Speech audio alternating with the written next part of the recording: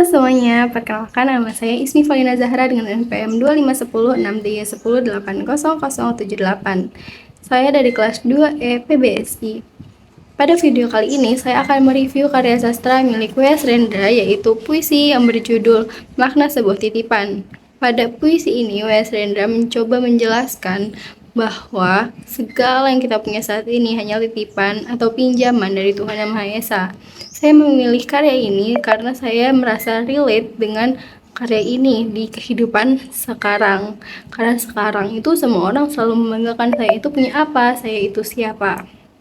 Nah, W.S. Rendra di sini menyampaikan bahwa kita tuh nggak perlu takut atau stres kalau kita bakal kehilangan atau tidak mendapatkan hal-hal itu, karena dari awal pun memang itu bukan milik kita, itu hanya pinjaman yang diberikan oleh Tuhan yang akan dipinjamkan sementara waktu.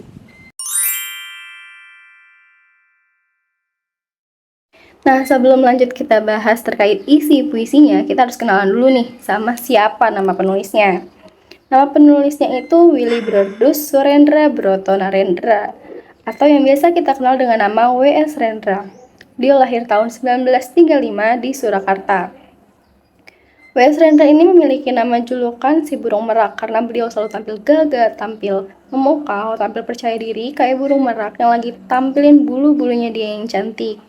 Nah, W.S. Rendra ini memiliki bengkel teater di Jogja. Di sana beliau nggak cuma ngajarin cara berakting, tapi beliau juga ngajarin bagaimana sih kita itu harus peka terhadap lingkungan. Beliau yakin kalau seni ini berdampak pada sosial. Karena itulah puisi-puisi yang beliau buat menggunakan bahasa itu yang gampang dimengerti. Karena beliau mau dari orang-orang pasar dan para pejabat-pejabat langsung paham sama apa yang berusaha beliau sampaikan. Beliau juga sempat beberapa kali dilarang untuk tampil pada masa Orde Baru. Bahkan beliau juga pernah masuk penjara karena puisi-puisinya yang dianggap terlalu kritis sama pemerintah. Buat beliau, buat W.S. Rendra ini, kalau nggak setuju ya harus bersuara. Kalau merasa tidak adil ya harus berbicara. Nah, sifat ini yang bikin beliau nulis soal titipan karena beliau merasa orang-orang mulai gila kuasa dan gila harta. Bahkan sampai beliau meninggal pada tahun 2009 di Depok, beliau tetap menjadi kiblat bagi para penyair dan aktivis di Indonesia. Beliau ngajarin kalau jadi seniman itu harus jujur sama diri sendiri. Kalau kita udah jujur, kita merasa semua di dunia ini cuma titipan. Kita jadi nggak bakal takut kalau untuk menyuarakan kebenaran, karena kita nggak takut akan kehilangan apa yang kita punya sekarang.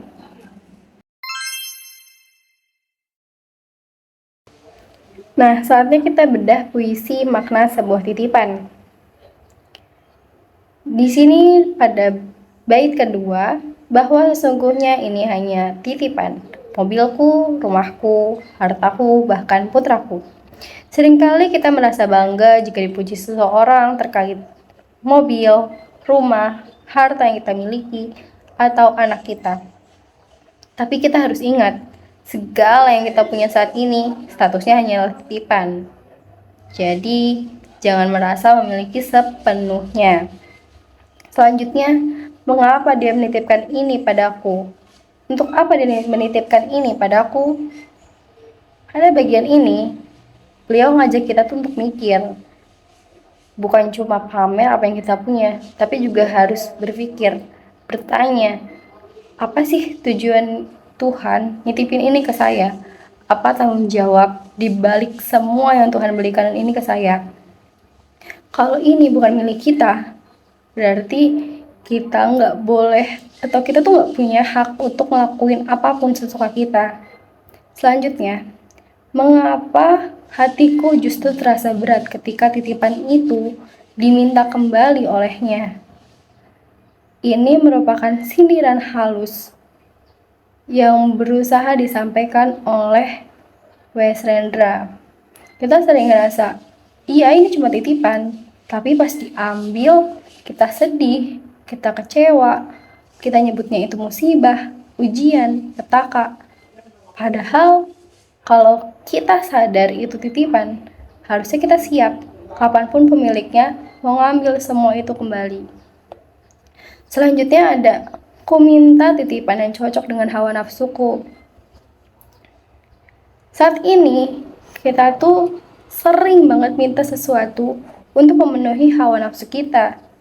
Kita enggak mempedulikan, kita tidak meminta sesuatu yang buruk-buruk. Sudah jelas permintaan semua ingin yang baik-baik. Ingin pencapaian yang bagus, ingin harta yang berlebih, ingin kesehatan. Kita selalu pengen titipan yang enak-enak aja. Tapi lupa kalau esensi titipan itu merupakan tanggung jawab yang diberikan Tuhan Yang Maha Esa kepada kita. Dan kita saat diberikan tanggung jawab itu harus melaksanakannya dengan baik. Kalau enggak ya semuanya akan diambil lagi oleh beliau.